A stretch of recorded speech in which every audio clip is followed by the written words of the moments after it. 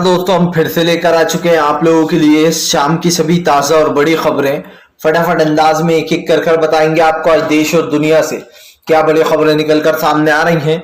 लेकिन उससे पहले दोस्तों एक नजर डाल लेते हैं सुर्खियों पर। प्रियंका गांधी का योगी आदित्यनाथ के ऊपर बड़ा हमला। बोले फिलहाल उत्तर प्रदेश में महिलाएं सुरक्षित नहीं, सिर्फ एड देने से काम नहीं चलेगा। दरअसल जो दोस्तों कल बिहार की घटना को कोस रहे थे, उत्तर प्रदेश में दो सगी बहनों की, दलित बहनों की हत्या कर दी गई है। बताएंगे कैसे मामला तुल पकड़ रहा है। वहीं पर अगली बड़ी खबर में हम आपको बताएंगे दोस्तों राहुल गांधी का बीजेपी के ऊपर बड़ा हमला। बोले 8 नेता उड़ा लो या फिर पूरे उड़ा लो, लेकिन ये भारत जोड़ो यात्रा रुकने वाली नहीं, ये यात्रा रोकने की कोशिश। दरअसल कल गोवा में 11 में से 8 विधायक जो थे गोवा के कांग्रेस के, वो बीजेपी ने अपनी पार्टी में शामिल कर लिए। वहीं पर अगली बड़ी खबर में हम आपको बताएंगे दोस्तों असदुद्दीन ओवैसी का बीजेपी के ऊपर बड़ा हमला। बोले चाइना के असली मुद्दों से भागते मोदी सरकार चीते से भी तेज। वहीं पर अगली बड़ी खबर में हम आपको बताएंगे दोस्तों, जी दरअसल आपको बता दें भारतीय जनता पार्टी के ऊपर जमकर गरजते हुए नजर आए आप सुब्रमण्यम स्वामी। बोले फिलहाल मोदी सरकार चीन को हंसने का मौका देती है, इसके बारे में आपको बताएंगे। वहीं पर अगली बड़ी खबर में हम आपको बताएंगे दोस्तों गुलाम नबी आजाद का सुर बदलता जा रहा है, भाजपा के लिए प्यार देख। लोग बोले ये हमेशा से बीजेपी की बी पार्टी थे, इसके बारे में भी आपको बताएंगे। वहीं पर कन्हैया कुमार का भारतीय जनता पार्टी के ऊपर बड़ा हमला। बोले आरएसएस और बीजेपी हमेशा ताकत के साथ खड़ी रहती है, जहां ताकत होती है वहां ये लोग होते हैं, इसके बारे में भी आपको बताएंगे। वहीं पर दोस्तों लखीमपुर खीरी में 2 बहनों का पेड़ से लटका शव मिलने पर भड़के अखिलेश यादव। बीजेपी को बता दिया गुंडा राज। जी हाँ, बोले उत्तर प्रदेश में गुंडा राज चल रहा है, बल्कि कानून राज नहीं। वहीं पर अगली बड़ी खबर में हम आपको बताएंगे दोस्तों सुप्रिया श्रीनेता का बीजेपी के ऊपर बड़ा हमला। बोले फिलहाल चीन को हमारी जमीन सौंप दी 56 इंच ने, इसके बारे में आपको बताएंगे। वहीं पर दोस्तों राहुल गांधी की भारत जोड़ो यात्रा से बौखलाई बीजेपी। राहुल गांधी को भेज रही है नोटिस, लेकिन डरने वाले नहीं, इसके बारे में भी आपको बताएंगे। तो सारी खबरें एक एक कर फटाफट अंदाज में देंगे, लेकिन उससे पहले दोस्तों एक नजर डालते हैं। चलिए बढ़ते हैं सबसे पहली और सबसे बड़ी खबर की ओर। दरअसल दोस्तों आपको बता दें योगी का एक बार फिर से गुंडा राज आया सामने। लखीमपुर खीरी में 2 बहनों की दोस्तों दर्दनाक हत्या। दरअसल आपको बता दोस्तों एक बार फिर से दलित समाज की 2 बेटियों का शव जो है वो पेड़ से लटका हुआ मिला है। आपको बता दें परिवार वालों ने आरोप लगाया कि पहले 2 बहनों का अपहरण किया गया, उसके बाद दोस्तों उन दोनों को मौत के घाट उतार दिया गया। सबसे बड़ी बात यह दोस्तों जो योगी आदित्यनाथ गला फाड़ फाड़ कर कहते हैं कि हमारे उत्तर प्रदेश में महिलाएं सुरक्षित हैं, हमारे उत्तर प्रदेश में कोई क्राइम नहीं हो रहा, हमारा उत्तर प्रदेश दंगा मुक्त हो गया है। आज वो योगी आदित्यनाथ आंख फाड़ कर देखे कि उनके उत्तर प्रदेश में क्या हो रहा है। कल दोस्तों जो लोग बिहार में, आप समझिए कल जो नीतीश कुमार को घेरने में लगे थे, आज वो गोदी मीडिया क्या ये चलाएगी कि कैसे उत्तर प्रदेश में 2 बहनों का शव दोस्तों पेड़ से लटका हुआ मिला। सबसे बड़ी बात ये दोस्तों कि आप समझिए दलितों के साथ उत्तर प्रदेश में बद से बदतर हाल हो रहा है। अभी हाल ही में हाथरस में एक दलित बेटी के साथ रेप किया गया था, उसके बाद रातों रात योगी आदित्यनाथ ने इस मामले को दबाने के लिए उनके शव का अंतिम संस्कार करा दिया था बिना परिवार की अनुमति के। मामला इतना बड़ा कि सिद्दीकी कप्पन जैसे पत्रकार गए तो उनको भी अरेस्ट कर लिया गया और जो है उनको यूएपीए के तहत लंबा 2 साल से 2.5 साल तक जेल में रहना पड़ा। सबसे बड़ी बात ये दोस्तों कि आज फिर उत्तर प्रदेश में 2 महिलाएं, 2 दलित बहनें थी दोस्तों, सगी बहनें थी, उनका पहले अपहरण किया गया परिवार वालों के ना, और उसके बाद उनके दोनों के शव पेड़ से लटके हुए मिले। क्या दोस्तों ये उत्तर प्रदेश में गुंडा राज नहीं है? क्या दोस्तों जो योगी आदित्यनाथ बार बार ये कहते हैं कि हमारा जो राज्य है वो तो बहुत अच्छा है, आज दोस्तों मैं पूछना चाहता हूं इस तमाम गोदी मीडिया से, कल जो लोग आप समझिए नीतीश को घेर रहे थे दोस्तों उस गोली के शूट आउट को लेकर जो बेगूसराय में हुआ है, आज वही गोदी मीडिया दोस्तों चुप बैठी है। आप देखिए उत्तर प्रदेश की इस घटना को हाईलाइट नहीं किया जाएगा, इसको बड़ा चढ़ाकर नहीं बताया जाएगा। क्यों? क्योंकि ये उत्तर प्रदेश का मामला है, वहां पर बीजेपी की सरकार है। अगर यही काम कांग्रेस की सरकार में हुआ होता या किसी और विपक्ष की सरकार में हुआ होता तो ये लोग दोस्तों या तो राहुल गांधी को घेर रहा होते या फिर अरविंद केजरीवाल को घेर रहा होते। लेकिन आप समझिए किस तरीके की चीजें हो रही हैं दोस्तों, ये आपके और हमारे सामने है कि फिलहाल महिलाएं सुरक्षित नहीं उत्तर प्रदेश में और अब पूरी गोदी मीडिया मौन बैठी है। चलिए बढ़ते हैं एक और अगली बिग ब्रेकिंग की तरफ। बता दोस्तों अगली जो बड़ी खबर निकल कर आ रही है, असदुद्दीन ओवैसी का बीजेपी के ऊपर बड़ा हमला। बोले झूठ बोलने मोदी चीते से भी तेज हैं मुद्दों से भागने में। आपको बता दें असदुद्दीन ओवैसी ने मोदी सरकार को घेरते हुए कहा कि आज देश में हिंदू मुसलमान मंदिर मस्जिद की राजनीति हो रही है, लेकिन सरकार को जिन असल मुद्दों पर बात करना चाहिए उन असल मुद्दों पर बात नहीं की जाती। असदुद्दीन ओवैसी ने कहा कि प्रधानमंत्री चीन के मुद्दे से भागते हैं, चीते से भी तेज हैं वो। आपको बता दूं दोस्तों नरेंद्र मोदी ने आज तक चीन के मुद्दे पर एक भी सवाल का जवाब नहीं दिया। जब लोग उनसे चीन को लेकर सवाल पूछते हैं तो या तो प्रधानमंत्री भाग निकलते हैं या फिर दोस्तों वो किसी भी सवाल का जवाब देते ही नहीं है, क्योंकि प्रधानमंत्री ने तो अपने रिपोर्टरों से पहले ही कह रखा है कि जो भी मेरा इंटरव्यू ले कभी बाय चांस, वैसे तो प्रधानमंत्री इंटरव्यू देते नहीं है लेकिन बाय चांस कभी कभार वो देते भी हैं इंटरव्यू, तो उस मीडिया को देते हैं दोस्तों जो नरेंद्र मोदी से अच्छे अच्छे सवाल पूछे। इनकी इतनी हिम्मत नहीं कि ये रवीश कुमार के सामने बैठ जाएं। आप समझिए दोस्तों, इसलिए नहीं बैठ सकते प्रधानमंत्री नरेंद्र मोदी रवीश कुमार के साथ, क्योंकि अगर रवीश कुमार के साथ एक डिबेट कर ली इन्होंने तो दूसरी बार दोस्तों जनता के सामने इनका असली चेहरा हो जाएगा। आपको क्या लगता है दोस्तों, प्रधानमंत्री नरेंद्र मोदी और केजरीवाल इन दोनों की राजनीति में कोई ज्यादा फर्क नहीं है।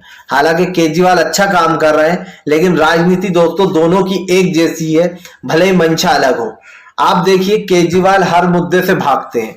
अगर बात मुस्लिमों की आती है तो केजरीवाल बोलने से डरते हैं, और अगर बात दोस्तों हिंदुत्व को साबित करने की आती है तो केजरीवाल फौरन हिंदुत्व साबित कर देते हैं कि हमसे बड़ा हिंदू कोई नहीं है। लेकिन अगर यही बात मुसलमानों की तरफ बोलने में आती है तो केजरीवाल कह देते हैं हाँ तबलीगी जमात ने ही फैलाया था कोरोना, हाँ जो है यहाँ पर आप तफ्तीश कर सकते हैं एनआरसी सीएए में इन मुसलमानों ने दंगे भड़काए थे, इस चीजों पर हामी भर देते हैं। लेकिन जब बात हिंदुओं की आती है तो केजरीवाल भी दोस्तों वही राजनीति करते हैं जो मोदी करते हैं। अब बात करते हैं नरेंद्र मोदी की। आप देखिए दोस्तों नरेंद्र मोदी भी सेम राजनीति। जब उनसे किसी असल मुद्दों पर बात पूछी जाती है, किसान मर रहा है मोदी जी सामने आकर जवाब तो दीजिए, मोदी कुछ नहीं बोलते, ताकि अगर वो कुछ बोलेंगे ही नहीं तो जनता उनसे सवाल पूछ ही नहीं पाएगी और अगर जज नहीं कर पाएगी। अगर वो कुछ बोल देंगे तो लोग उन्हें जज करने लगेंगे, अरे ये क्या बोल दिया मोदी जी ने, ये तो बहुत गलत बोल दिया, ये तो कुछ लोग कहेंगे अरे बिल्कुल सही बोला है, तो मतलब जज करने लगेंगे लोगों ने। इसलिए वो कभी भी अपने मुंह से दोस्तों कोई भी चीज के मुद्दे को नहीं उठाते। आप देख लीजिए कोरोना में लाखों लोग मरे लेकिन मोदी ने सामने आकर ना ही ट्वीट किया ना ही किसी से माफी मांगी। किसान आंदोलन के दौरान 700 से ज्यादा किसान मर गए, शहादत हो गई उनकी, तब भी नरेंद्र मोदी चुपचाप बैठे रहे। उसके बाद एनआरसी सीएए में दोस्तों लोग एक के बाद एक मरते रहे लेकिन प्रधानमंत्री ने इस पर कोई प्रतिक्रिया नहीं दी, सिर्फ कानून पर दी कि यह कानून तो बहुत सही है। और आज भी देख लीजिए आप, जहां बड़े बड़े मुद्दे हो जाते हैं, सबसे बड़ा चीन का मुद्दा है, उस पर नरेंद्र मोदी चुपचाप बैठे रहते हैं। क्यों? क्योंकि नरेंद्र मोदी को अच्छे से पता है कि अगर मैं मुंह खोलूंगा तो लोग मुझे जज करने लगेंगे, कुछ कहेंगे सही कहा, कुछ कहेंगे गलत कहा। और ऐसा ही केजरीवाल का भी है दोस्तों, जहां केजरीवाल को लगता है कि मुझे इस मुद्दे में नहीं घुसना चाहिए, मैं क्यों घुसूं, वरना बीजेपी मुझसे भी कहेगी कि ये भी मुस्लिम के पक्षकार है। इसलिए केजरीवाल दोस्तों कभी मुसलमानों का साइड भी नहीं लेते हुए आपको नजर आएंगे। चलिए बढ़ते हैं एक और अगली बिग ब्रेकिंग की तरफ। बता दोस्तों अगली जो बड़ी खबर निकल कर आ रही, प्रियंका गांधी का योगी आदित्यनाथ के ऊपर बड़ा हमला। बोले एडो में पैसे खर्च करने से यूपी की बदहाली नहीं छुपने वाली, ना ही कानून व्यवस्था। आपको बता दें दोस्तों योगी आदित्यनाथ हमेशा उत्तर प्रदेश की कानून व्यवस्था को लेकर बड़ी बड़ी डींगे हाँकते हैं, जबकि सच्चाई क्या है ये सब जानते हैं कि उत्तर प्रदेश क्राइम में नंबर 1 है, और खास करके महिलाओं में दोस्तों। महिलाओं के आए दिन गैंग रेप, उनके मर्डर या फिर उनके अपहरण, ये खबरें दोस्तों आम हैं वहां की यूपी की। अब आपको बताते चले दोस्तों, 2 दलित बहनों का, सगी बहनों का जो यहाँ पर हत्या कर दी गई है, उन दोनों की लाश पेड़ पर लटकी हुई मिली, और दोनों की दोनों दोस्तों आप समझिए सगी बहन भी और दलित भी हैं। जो लोग कि दोस्तों दलितों के हितैषी बनते हैं, आज उनको देखना चाहिए किस तरीके से दलितों के साथ दोस्तों बुरा व्यवहार किया जा रहा है, उनको बार बार परेशान किया जा रहा है। लेकिन अफसोस की बात यह है दोस्तों कि जिन दलितों के साथ का अपमान होता है, जिनको इतना सब कुछ सहन करना पड़ता है इनके समाज का, वही लोग दोस्तों जाकर बीजेपी को वोट दे देते हैं। आपको याद हो चंद्रशेखर आजाद ने कहा था कि ये वोटों में तब्दील नहीं होता जो ये आंधी दिखाई देती है, क्योंकि जाहिर सी बात है दोस्तों बीजेपी सबका माइंड वॉच कर देती है और उसके बाद दोस्तों लोग भूल जाते हैं कि अरे हमें क्या करना, हमारे घर की बेटी या बहन के साथ कुछ थोड़ी ना हुआ। लेकिन दोस्तों जो लोग ऐसा सोचते हैं बहुत गलत है।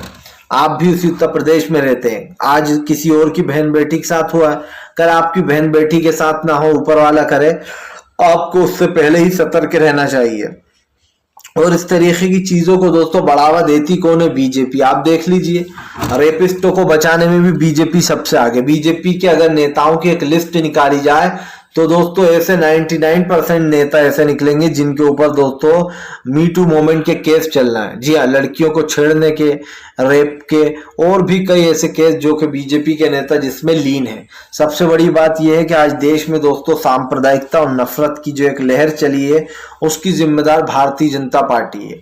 लेकिन इन मुद्दों पर बात नहीं होती है। और पहली बात तो यह है कि बीजेपी को हर मुद्दा जो है आसान लगता है, भारतीय जनता पार्टी को यही लगता है कि जो भी हो रहा है वो बिल्कुल सही हो रहा है, हमारे राज्य में सब कुछ सही है। फिलहाल चलिए बढ़ते हैं एक और अगली बिग ब्रेकिंग की तरफ। बता दोस्तों अगली जो बड़ी खबर निकल कर आ रही है, आपको बता दोस्तों प्रशांत किशोर ने 3 घंटे की गुपचुप, आपको बता दें, मुलाकात प्रशांत किशोर से नीतीश ने। आखिरकार क्या खिचड़ी पक रही है सुशासन बाबू के मन में? दरअसल दोस्तों आपको बता दें प्रशांत किशोर से 3 घंटे नीतीश कुमार ने मुलाकात की है। अब दोस्तों इस मुलाकात के कई मायने माने जा रहा है। हालांकि आपको बताते चले नीतीश ने साफ साफ कहा कि फिलहाल वो तो ऐसे ही मुलाकात की थी, लेकिन दोस्तों ऐसे ही कुछ नहीं होता है। सुशासन बाबू ने चुपचाप प्रशांत किशोर से मुलाकात की है दोस्तों, तो कुछ बड़ा खेल होने वाला है। मुझे तो ऐसा लग रहा है जैसे 2024 के काम पर अब नीतीश कुमार जो है दोस्तों प्रशांत किशोर को लगाने वाले हैं। आपको बताते चले दोस्तों प्रशांत किशोर पहले कांग्रेस के रणनीतिकार बनने वाले थे, लेकिन कुछ कारणवश प्रशांत किशोर की तालमेल नहीं बैठ पाई बीजेपी के साथ। लेकिन एक बात बता दूं मैं, प्रशांत किशोर क्या जो तरीका है दोस्तों खास कर वो मुझे बहुत पसंद है, क्योंकि प्रशांत किशोर जो रणनीतिकार हैं वो काम वो बहुत अच्छे से करते हैं। उन्हें वही काम करना चाहिए देश को बचाने के लिए, और इसमें हम लोग भी उनके साथ है दोस्तों। लेकिन प्रशांत किशोर जो बिहार की राजनीति में अपनी मुंडी घुसड़ने की कोशिश कर रहा है, ये गलत है। क्योंकि आप देख लीजिए बीजेपी ने पहले ही आधे देश को बर्बाद कर रखा है। अब जहां जहां विपक्षी सरकार है वहां पर भी उनको विपक्षी घेरने में लग जाते हैं। कम से कम दोस्तों अब जो प्रशांत किशोर की नीतीश से गुपचुप मुलाकात हुई है 3 घंटे, इस मुलाकात का दोस्तों एक ही मायना निकलकर सामने आ रहा है। या तो नीतीश कुमार प्रशांत किशोर को अपने साथ लेना चाहते हैं, या फिर दोस्तों नीतीश कुमार प्रशांत किशोर को 2024 की तैयारी में जुटाना चाहते हैं, ताकि प्रशांत किशोर ये पता कर ले कि 2024 की जो हवा है वो किधर बह रही है और उसका रुख किधर मोड़ना चाहिए। सिंपल सी बात यह है दोस्तों कि अगर 2024 में विपक्ष ने अपनी सरकार बना ली तो ये समझिएगा कि मोदी सरकार का खड़ा हुआ जो किला है ना दोस्तों वो ढह जाएगा। और जब किला ढह जाएगा दोस्तों तो मोदी शाह जितने भी इधर उधर लोग हैं बीजेपी के, वो सब दोस्तों एक के बाद एक एक्सपोज होंगे। जितने बड़े बड़े घोटाले हुए हैं, जो बीजेपी दोस्तों अपने आप को संत बता रही है, उनके नेताओं का फिर जेल में जाना शुरू होगा और जो विपक्ष है वो बाहर आ जाएगा। तो ये कहना गलत नहीं होगा कि कानून व्यवस्था सुधारने के लिए, देश की हालत सुधारने के लिए, बेरोजगारी महंगाई जैसे मुद्दों से लड़ने के लिए हमें एक ऐसी सरकार चाहिए दोस्तों जो वाकई में सीना तान कर इन सारी परेशानियों को दूर कर सके। आप देख लीजिए आज भी मनमोहन सिंह साहब की इकोनॉमी को लोग याद करते हैं दोस्तों। मनमोहन सिंह साहब एक ऐसे प्रधानमंत्री थे जिन्होंने हमारे देश के रुपयों को सबसे ऊपर लेकर गए थे, और दोस्तों उनके राज में ही सबसे ऊपर इकोनॉमी गई थी। लेकिन ये भी समझ लीजिए कि भाजपा उस वक्त भी मनमोहन सिंह साहब को गलत ठहराया करती थी। अगर मनमोहन सिंह साहब ने ये काम नहीं किया होता ना दोस्तों तो आज देश गरीबी में डूब गया होता पूरी तरीके से। मनमोहन सिंह साहब ने कभी देश नहीं बेचा, कभी अडानी अंबानी से हाथ नहीं मिलाया। आज दोस्तों भारतीय जनता पार्टी को देश चलाने के लिए देश की संपत्तियां बेचना पड़ती हैं, और अफसोस की बात यह है कि उस पैसे को देश में यूज भी नहीं किया जाता, और उस पैसे का तो दोस्तों सरकार गिराने में इस्तेमाल किया जाता है। आप देख लीजिए कल जो किया गया है, जो गोवा में कांग्रेस के नेता उड़ाए हैं, क्या दोस्तों लोकतंत्र के दायरे में आता है? नहीं आता है। लेकिन बीजेपी को लगता है कि वो जो भी करती है वो बिल्कुल सही है।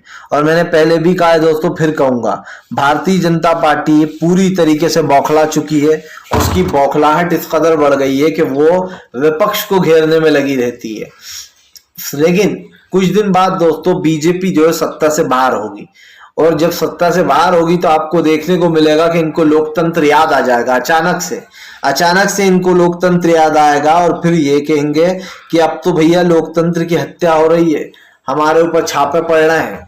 चलिए बढ़ते हैं एक और अगली बिग ब्रेकिंग की तरफ। बता दोस्तों, सुब्रमण्यम स्वामी को दिल्ली हाई कोर्ट से लगा बड़ा झटका, खाली करना होगा दोस्तों सरकारी बंगला, भड़क गए स्वामी। आपको बताते चले दोस्तों, स्वामी ने बीजेपी के ऊपर हमला बोलते हुए कहा कि चीन हमारी हरकतें देखकर हंसता होगा, क्योंकि हम खुद ही उसको अपनी जमीन सौंपते चले जा रहे हैं। 56 इंच का सीना सुकड़कर 6 इंच का बन गया दोस्तों। 56 तो गया, अब 6 इंच बचा है। प्रधानमंत्री नरेंद्र मोदी जो बड़ी बड़ी बातें करते हैं, हम चीन का ये करेंगे वो करेंगे, लेकिन जमीनी स्तर पर वो दिखाई नहीं देता है। दरअसल प्रधानमंत्री दोस्तों चीन के सामने उन्होंने घुटने टेक दिए, सिंपल सी बात ये है। आप देख लीजिए, चीन के मुद्दे पर बात करने से मोदी डरते हैं, ना ही वो चीन को कोई मुंह तोड़ जवाब देते हैं। चीन हमारी सीमा में घुसता चला जा रहा है दोस्तों, हमारी सीमाओं में अब जगह बना रहा है, गुपचुप जगह बना रहा है, लेकिन फिर भी नरेंद्र मोदी चीन के बारे में कुछ नहीं बोलेंगे। सिंपल सी बात यह है दोस्तों कि अगर यही सब कुछ चलता रहा तो वो दिन दूर नहीं है दोस्तों जब चीन हमारी सीमा के अंदर तक आ जाएगा और हम खड़े खड़े मुंह ताकते रहेंगे कि अब कोई एक्शन होगा, अब जब कोई एक्शन होगा। लेकिन नरेंद्र मोदी से दोस्तों कौन बहस कर सकता है, आप समझिए। प्रधानमंत्री नरेंद्र मोदी को तो यही लगता है ना कि जो मैं भी कर रहा हूं वो बिल्कुल सही है, बस मुझसे सही कोई हो ही नहीं सकता है। चलिए बढ़ते हैं एक और अगली बिग ब्रेकिंग की तरफ।